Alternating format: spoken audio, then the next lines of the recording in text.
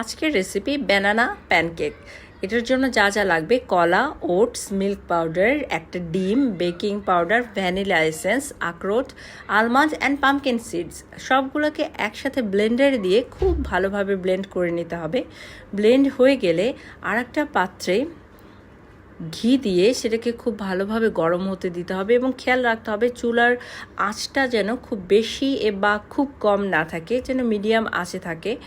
এবং এরপরে ঘিটাকে চারপাশে প্যানে ছড়ায় নিলে আপনি যখন প্যানকেকটা দিবেন তখন খুব ভালোভাবে প্যানকেকটা কুকড হবে। এই যে আমি প্যানকেকগুলো দিয়ে দিচ্ছি।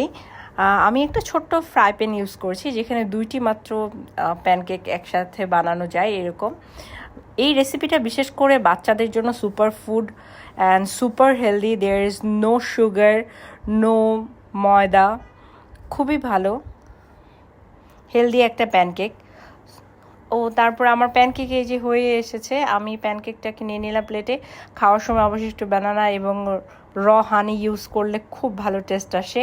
এটা আমার ছেলের সকালে ব্রেকফাস্ট ছিল। আপনারা অবশ্যই বাসায় ট্রাই করবেন healthy and super tasty yummy banana pancake. Thank you everyone.